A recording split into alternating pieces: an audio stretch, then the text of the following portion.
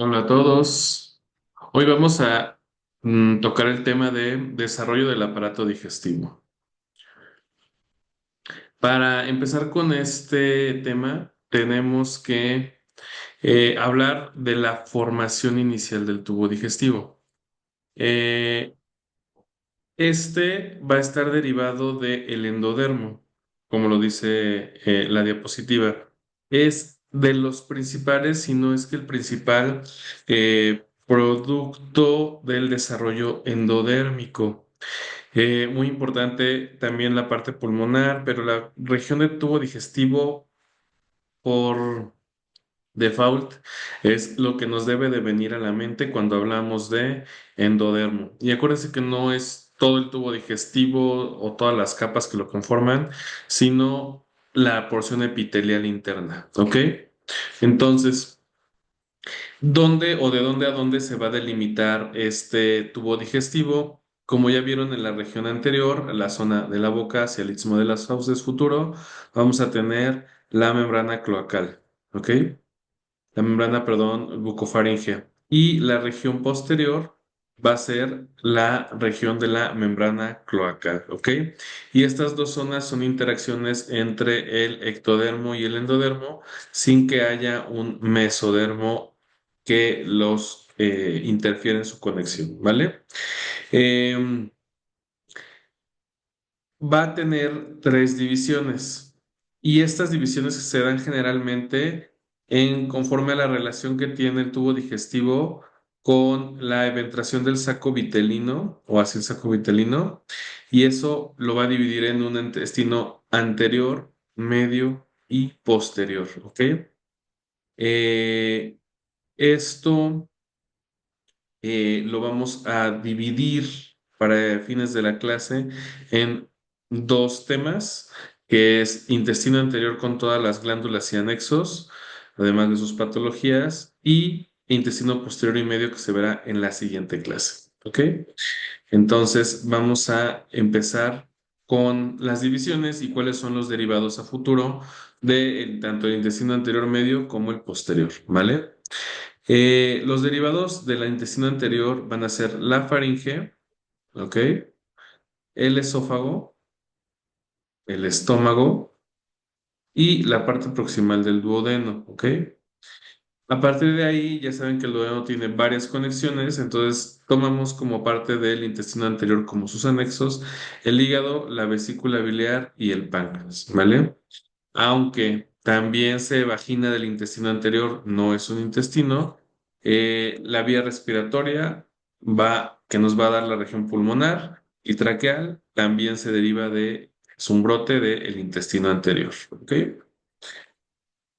Del intestino medio, parte distal de duodeno, yeyuno e ilion, ciego y apéndice vermiforme, colon ascendente y mitad craneal del colon transverso.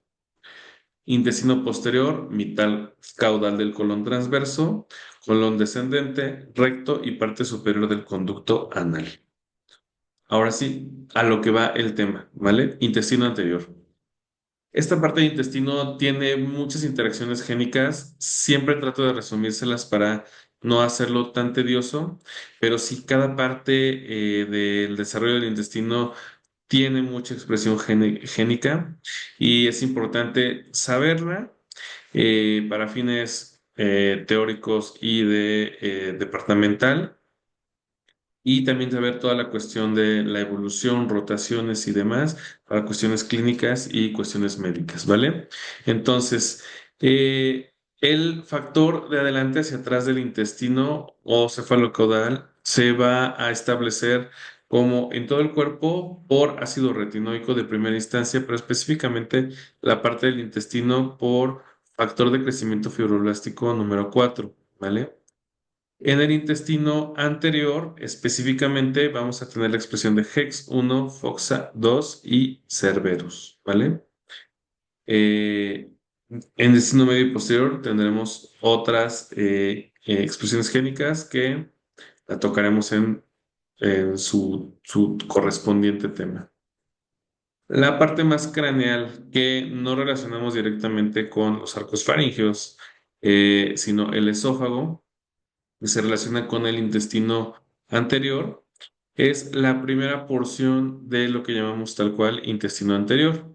Se aprecia como un estrechamiento de esta línea central de endodermo eh, hacia la región o desde la región de la bolsa, de las bolsas faríngeas o del epitelio endodérmico de la faringe, ¿ok? Por que la faringe se hace como un pequeño conito, el estrechamiento hacia abajo va a ser el esófago. A la octava semana, esto se va a ser más notorio porque va a haber un alargamiento del intestino y si ustedes recordarán como una de las partes más lineales y más alargadas del cuerpo es el esófago. Este epitelio esofágico de primera instancia es un cordón fijo, ¿ok? Y se lo conoce como estado completo, estado macizo. Y después de las fenestraciones que va a ocurrir por apoptosis de la región central de las células, vamos a empezar a formar algunas cavidades. Estas cavidades están precedidas por la formación de vacuolas y estas vacuolas que son espacios entre las células van a coalescer, van a juntarse y van a formar la luz esofágica que a su periferia va a tener epitelio estratificado cilíndrico, ¿vale? Al cuarto mes se va a formar epitelio escamoso estratificado en el esófago maduro, ¿ok? Y esto, como ya vieron, desarrollo desde la octava semana hasta el cuarto mes, ¿ok?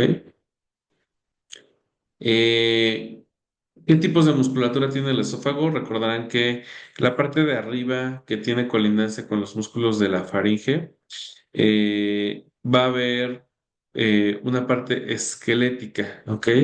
Y esta musculatura esquelética no tiene como una descripción tal cual de dónde es posible que venga. Se cree que las mismas células lisas que van a rodear el tubo digestivo provenientes de mesodermo esplácnico van a tener una degeneración hacia estriado en esas zonas, ¿vale? El resto va a tener músculo liso, ¿ok? Y este músculo liso, ya vimos, igual viene del mesodermo esplácnico local, ¿ok? Muy importante. ¿Qué es lo que tenemos que saber? Ya sabemos que hay una capa longitudinal externa y aquí donde les abrieron la ventanita, una circular interna para poder hacer los movimientos de deglución y digestivos en esta zona, ¿vale? Entonces, ¿cuáles vamos a ser las capas que vamos a encontrar en la primera región que van a ser derivadas del endodermo? La mucosa, la lámina propia y parte de la submucosa, ¿ok? Esta capa va a estar organizada por la expresión de Sonic Hedgehog y BMP4, ¿vale? Entonces, el epitelio, acuérdense, es lo que está formado del endodermo. Ya vieron que las capas musculares más externas están formadas por mesodermo lateral esplácnico. ¿Ok? ¿Cuáles son los factores que se requieren para la transcripción de estas zonas más caudales del esófago hacia el estómago? Hox Hoxa 5 y Barks 1, ¿ok? Esto ya es en el límite inferior, que es el estómago, ¿ok? También necesitamos un gradiente de factor de crecimiento fibroelástico 10 en el mesodermo que va a disminuir desde anterior hacia posterior para que haya diferenciaciones del epitelio gástrico. El epitelio gástrico, te digo, todo esto ya hablando del estómago, va a tener distinta concentración de células específicas dependiendo de la zona anatómica del estómago, ¿ok? Eso por las demandas que va a tener cada región o su distinta función, ¿vale? Aunque están incluidas en un mismo órgano, ya saben, la interacción con algunas zonas que tienen más depósito de comida, algunas menos, algunas regiones que tienen esfínteres cercanos o asociados, cambian estos patrones de las células y por eso estos gradientes son importantes para saber la diferenciación previa, ¿vale? El píloro, que es la válvula de abierto y cerrado que comunica con la parte del intestino delgado, requiere para su formación SOX9 y NKX2A5, ¿vale? Importante es cuando hay estenosis pilórica. ¿Ok? ¿Cómo se ve el estómago? Que es la siguiente parte del intestino anterior. Como una dilatación pequeña del tubo que generalmente va a asemejar un poco a la forma definitiva que tiene en el adulto, con un fondo y este va a estar dirigido hacia la parte de atrás de forma inicial, ¿ok? Se va a mantener suspendido la pared dorsal y ventral por los mesenterios y su borde cóncavo inicialmente va a mirar hacia anterior, ¿ok? Y el borde convexo hacia posterior o dorsal, ¿ok? Como lo ven aquí, aquí todavía no se alcanza a ver tan bien la diferenciación de la concavidad, pero sí de la convexidad. Y ya saben, la convexidad hacia posterior y la concavidad hacia adelante, pero esto solamente es en el inicio, porque si ustedes recuerdan la forma anatómica del estómago, está rotado y eso es una parte importante del desarrollo del estómago. Este giro que se genera en la zona del estómago, aquí se los marco, como ya vimos, está unido por los mesogástrios, dorsal y el ventral. Aquí está la zona de la fenestración del estómago o el hueco del estómago. Vemos aquí los nervios vagos que en la región esofágica originalmente se nombran como izquierdo y derecho por su ubicación correspondiente a la víscera, pero después este va a hacer unas rotaciones por el crecimiento del hígado, por el crecimiento del páncreas, del vaso, ¿ok? Para la acomodación de todos los órganos intraabdominales. Y esto va a formar o va a dejar que la región que originalmente era izquierda vaya a quedar hacia anterior. Aquí ven el cambio, cómo se gira a 90 grados literal. De estar así, hace esto, ¿ok? Quedando el vago izquierdo hacia adelante y el vago derecho hacia atrás, ¿ok? Entonces se nombran anterior y posterior, ¿vale? Ven cómo sigue unido con los mesenterios y también es importante que recuerden cómo son las rotaciones en el caso del estómago porque también hay rotaciones en el intestino y para que no se confundan, ¿vale? Entonces, en esta región, la parte dorsal que era la que está hacia atrás, va a girar hacia la izquierda y la parte cóncava hacia la derecha, ¿vale? Entonces eso nos va a dejar si estaban hacia izquierda y derecha los vagos, nos va a dejar uno anterior y uno posterior, ¿vale? Muy bien, perfecto. Entonces, durante la rotación del estómago, como lo vieron en las diapositivas pasadas, toda la unión que tiene hacia la pared dorsal y hacia el hígado inicialmente, los mesogástrios, dorsal y ventral, van a sufrir crecimiento y además elongación. ¿Ok? Entonces, ¿esto por qué ocurre? Porque al rotarse el estómago va a arrastrar literalmente el mesogastrio dorsal principalmente, aunque también el ventral, pero este va a quedar como un poquito más oculto hacia atrás. Es una zona que se llama la transcavidad de los epiplones, pero el dorsal va a elongarse mucho y va a quedar en la parte delantera, ¿ok? A lo cual lo vamos a conocer como epiplón mayor, como uno de sus derivados adultos, ¿vale? Las capas del epiplón, originalmente como es una banda, los arrastra y van a quedar separadas, pero con el paso del tiempo estas se van a terminar fusionando y van a formar esta conocidísima forma como de delantal del mesenterio, perdón, anterior y su unión muy importante con el colon transverso, que son las dos inserciones de las placas originalmente, que se van a terminar fusionando, ¿vale? Muy bien.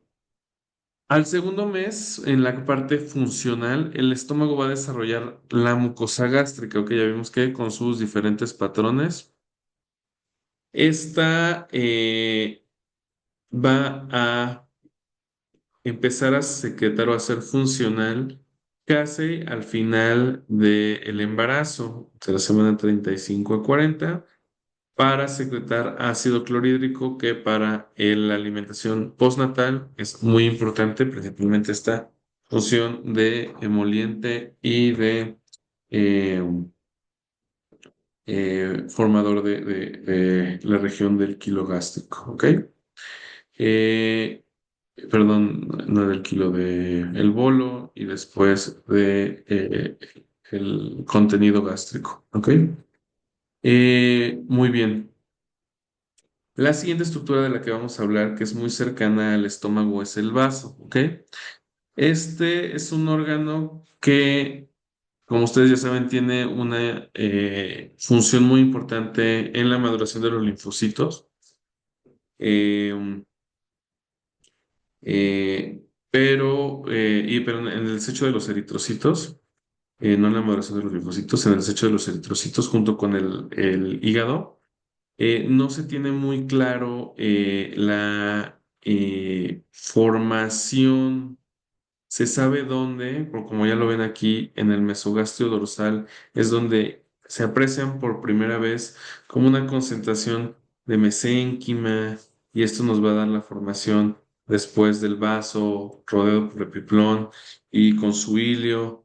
Eh, Originalmente también se llega a formar a veces un esbozo del otro lado, pero nunca se termina de formar completamente. Esto solamente nos deja un vaso unilateral. Generalmente ya saben que está recargado hacia la porción izquierda. Eh, y no es tan conocido, no depende directamente del intestino anterior de esta región endodérmica, como si lo van a depender, por ejemplo, hígado, vesícula biliar y páncreas. Esa parte es una infiltración de células linfoides a esta región del epiplón, hacia de la región dorsal y este ya saben que va a tener algunas eh, características durante el desarrollo de hematopoiesis. Va a ser un centro hematopoyético, principalmente entre el segundo y sexto mes, más o menos, del embarazo. Tiene su etapa, sin embargo, ya saben que al final se termina rompiendo por la médula ósea e hígado, que también toman esos papeles, ¿vale?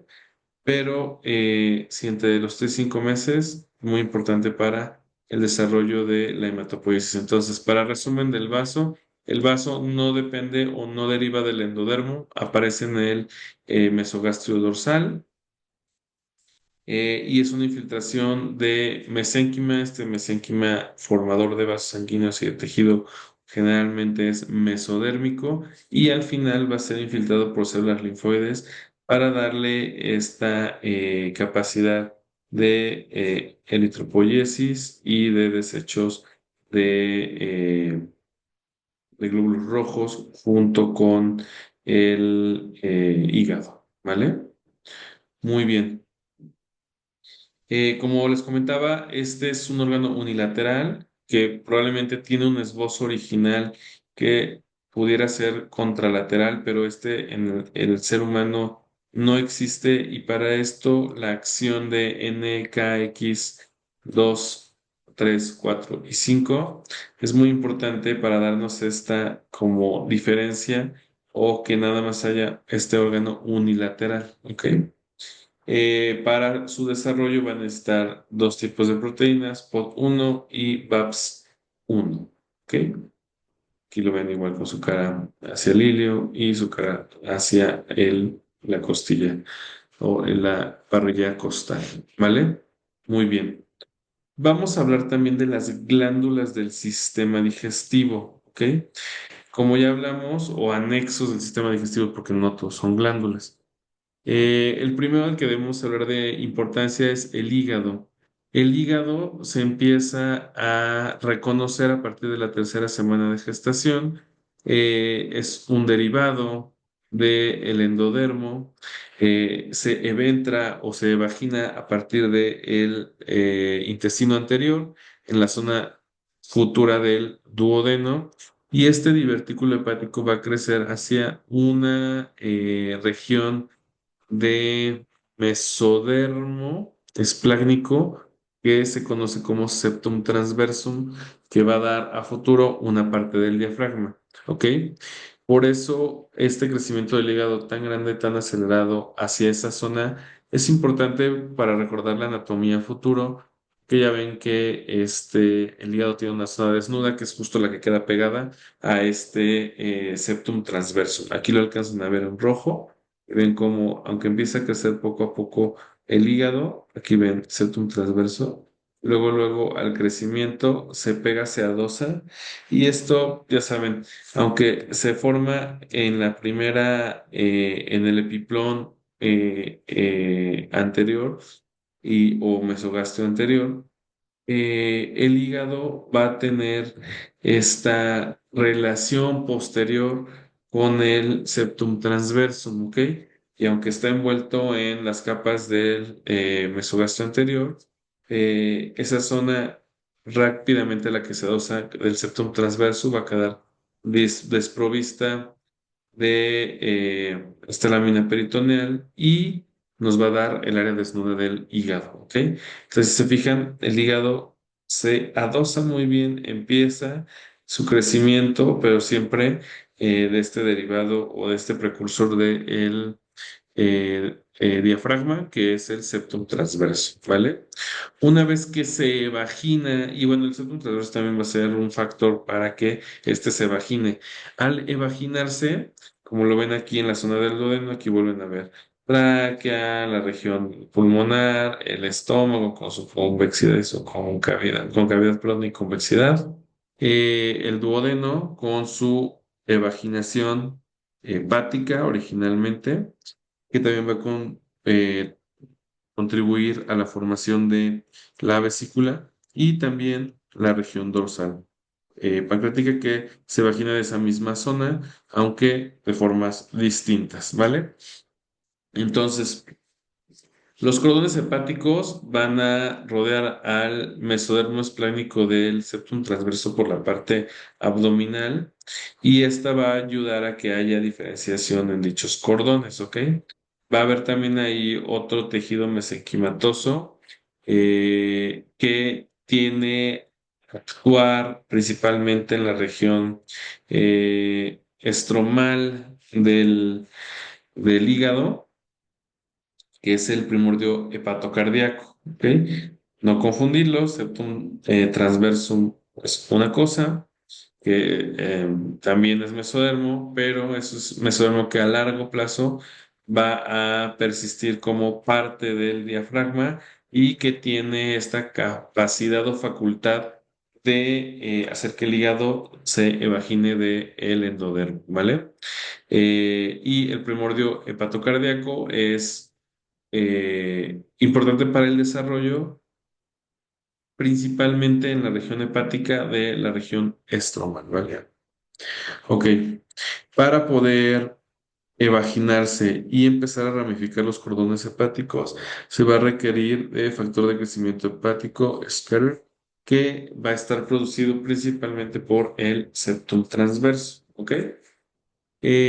Una vez que el hígado adquiere su posición, empieza a crecer para ser una de las vísceras más voluminosas del cuerpo humano y va a empezar a tener degeneración sinusoidal en su tejido porque estos van a estar mucha contribución sanguínea para poder distribuir en el cuerpo todos los derivados que se crean o se metabolizan en el hígado, ¿ok? Entonces, a través de estos sinusoides hepáticos que van a estar revestidos de mesodermo, se va a filtrar toda la sangre y se va a intercambiar con los nutrientes de los hepatocitos, ¿vale? Derivados o trabajados por los hepatocitos. Por lo tanto, va a ser una víscera que no solamente en el periodo embrionario va a tener mucha vascularidad, sino que durante todo el desarrollo intrauterino y postnatal, el hígado llena o está lleno de sangre, ¿ok? Este contenido, como ya los habíamos aplicado o se los había comentado, el mesogasto anterior o futuro epiplón menor y la pared corporal que va a ser tocada por el ligamento falciforme.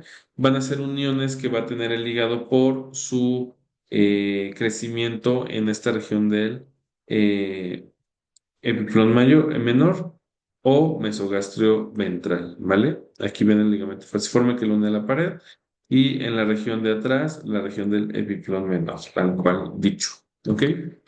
Muy bien, sus aspectos genéticos, el mesodermo hepatocardíaco, que era el otro mesénquima que les comentaba, que ayuda a la generación del hígado, nos va a ayudar a formar el divertículo hepático a partir de la producción de factores de crecimiento, fibroblásticos 1, 2 y la proteína morfogénica de hueso 2, 4 y 7, ¿vale? En ausencia de los factores de crecimiento, el endodermo de esta región se va a diferenciar en páncreas solamente. Y la diferenciación epitelial que va a tener este mismo hígado va a necesitar genes HEX para que se hagan estas distintas estirpes celulares. Si no existe este genes X, el hígado no se va a desarrollar, entonces no hay muchos problemas, principalmente metabólicos, ¿vale? ¿Cuáles son algunas de sus funciones? Como ya hablamos, la maduración química en algunas etapas tempranas, el desarrollo hepático se va a medir o se va a estimar por la presencia de albúmina y en qué cantidades. Recordar que la albúmina es el principal marcador de funcionamiento hepático hasta en la vida adulta, ¿vale? Y en el periodo fetal va a tener, al igual que en el adulto, implicaciones principalmente en el almacenamiento de energía, en este caso de la zona de la producción de glucógeno, síntesis del sistema enzimático para el metabolismo del nitrógeno y urea en la región urinaria y como ya hablamos tiene un impacto en la hematopoiesis al ser uno de los órganos hematopoyéticos más importantes prenatales y que en su momento llega a ser la víscera con más importancia por la hematopoiesis que genera, ¿vale? Muy bien. En cuanto a la vesícula biliar, ya vieron que el conducto que va a formar los cordones hepáticos va a formar una pequeña evaginación a su vez, que va a ser la vesícula biliar, ¿ok? Esta va a adquirir una elongación del conducto que la une al ducto principal, que es el conducto cístico, y va a terminar en un fondo ciego, ¿ok? Entonces es importante porque la vesícula biliar va a albergar bilis y que esta es importante para la emulsificación de las grasas a través del intestino, por eso tiene esta conexión y por eso sale del intestino para poder hacer sus funciones adecuadamente, ¿vale? Entonces aquí vemos los ductos hepáticos, los conductos tanto de unión con la región hepática hacia el duodeno, incluyendo la región vesicular y también la región pancreática, ¿ok? Tanto para la región ventral como la región dorsal, pero aquí específicamente región ventral. El páncreas va a aparecer en el endodermo del duodeno, ¿ok? Va a tener un primordio dorsal que va a ser más grande y uno ventral. Ambos van a tener sus conductos, pero uno va a terminar persistiendo como el principal de toda la glándula, ¿vale? Entonces, la yema dorsal es más grande, por eso tiene un antecedente de crecer más, y la rotación del duodeno hacia la derecha hace que se termine formando como una C y arrastra el páncreas ventral, el conducto colédoco y también su conducto propio hacia la región posterolateral, ¿vale? Eh, en algún momento, por las interacciones y la coalescencia, la yema dorsal y ventral se fusionarán y además de ello, también se van a fusionar sus conductos, ¿ok?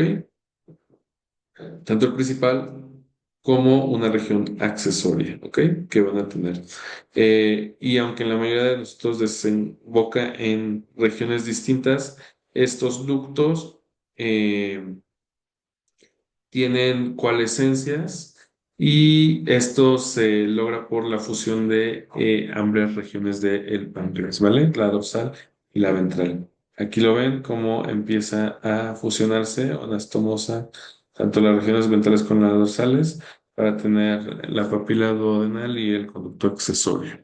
¿Ok? Muy bien.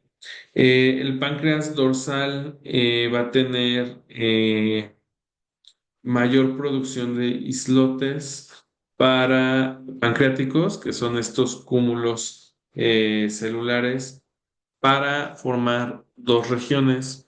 La región exócrina, que nos van a dar los acinos pancreáticos secretores, esa como sensación de rebanada de pizza hacia la luz, para formar las enzimas que van a ayudar a la digestión. Y en la región extra a los ácidos pancreáticos, vamos a tener pequeños islotes de células que se les van a llamar células de Langerhans, por el que las describió, que van a ayudar en distintas cuestiones, principalmente metabólicas y de crecimiento, pero de forma endocrina, ¿ok?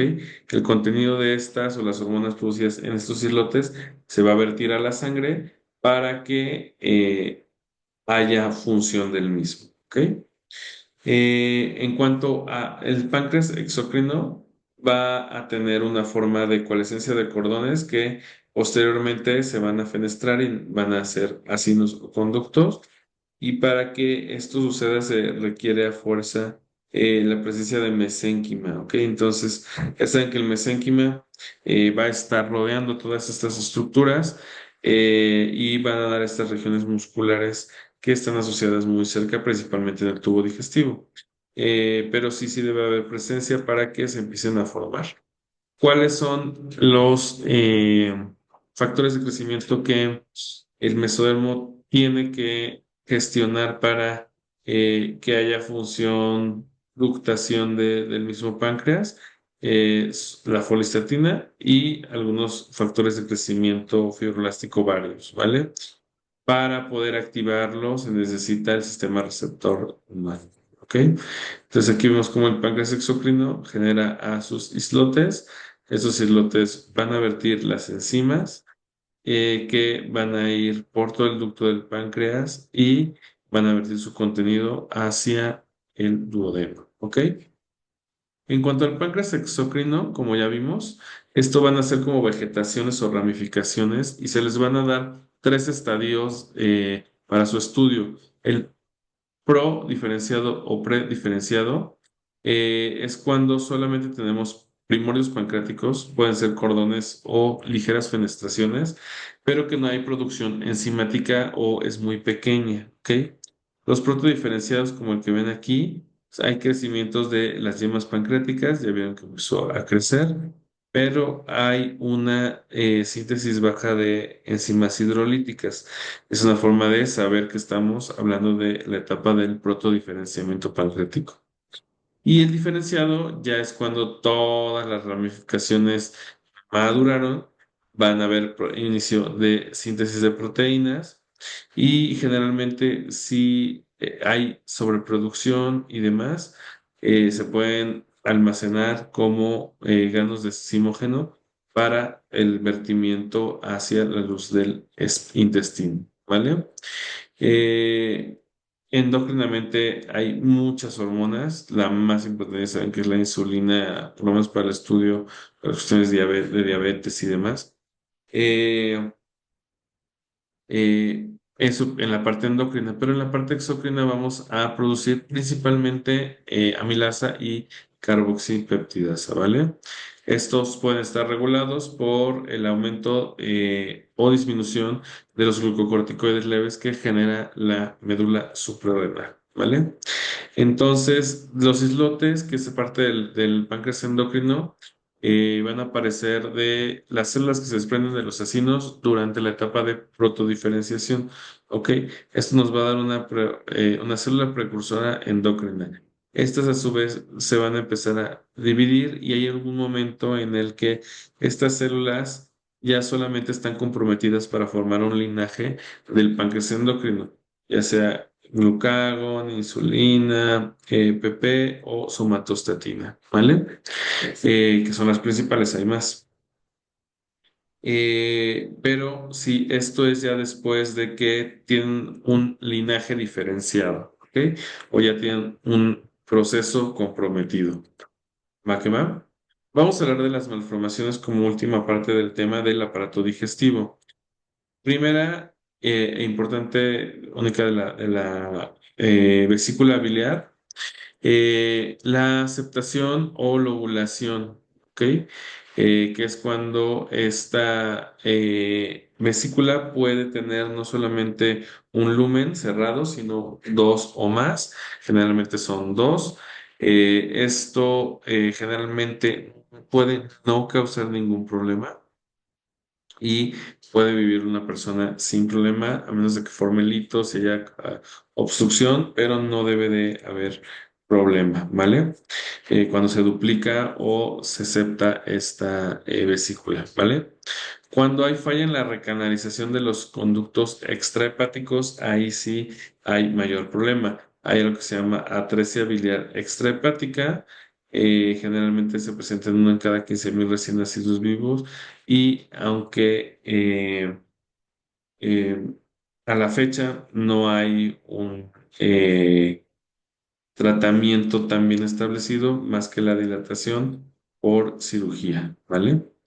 Y la atresia o hipoplasia del colédoco, como lo ven aquí, esto desafortunadamente puede causar retención, ya saben, de bilis, y esto puede causar a su vez infecciones en el tracto hepático biliar, ¿ok?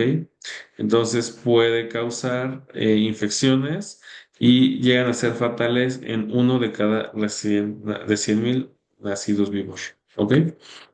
Páncreas anular.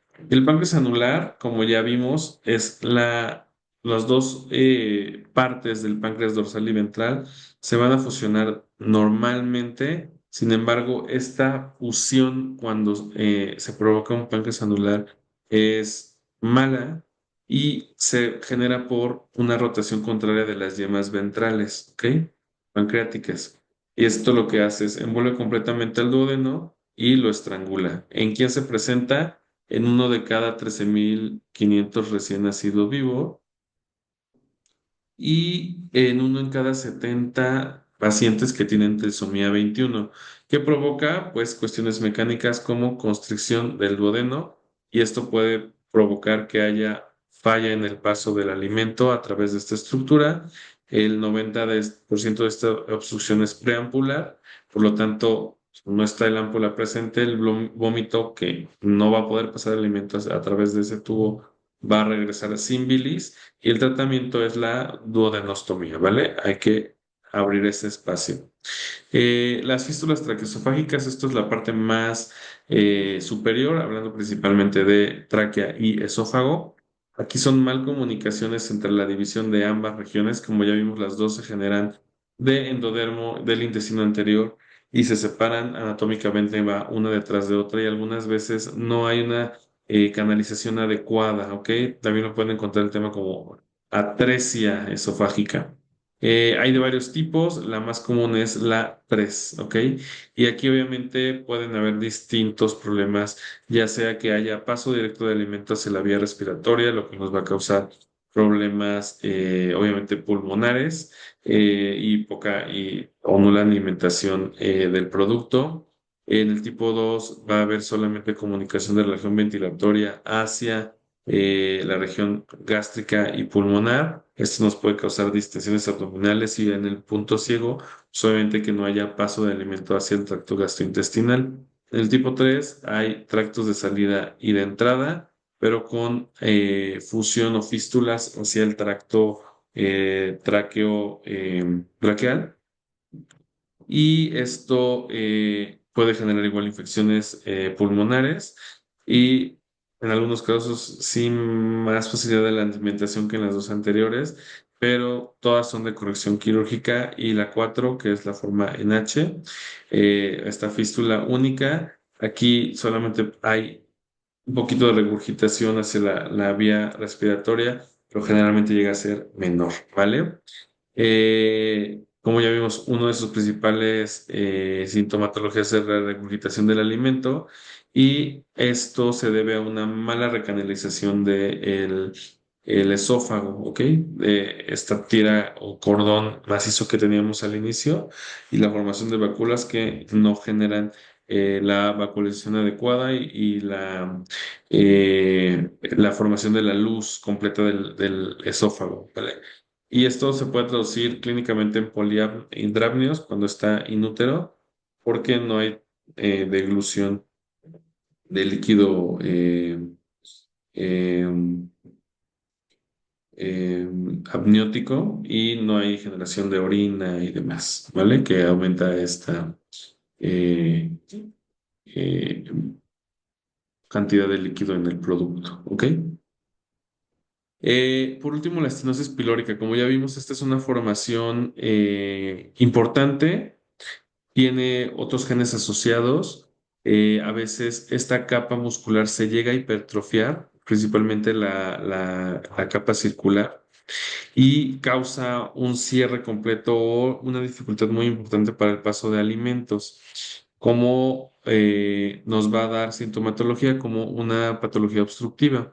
Nos va a dar vómito en proyectil, que es vómito por distensión del estómago, que se distiende suficiente para la capa circular hace una contracción muy abrupta y eso regurgita alimento hacia el esófago y hacia la boca, ¿vale? Generalmente es más común en varones. ¿Va que va?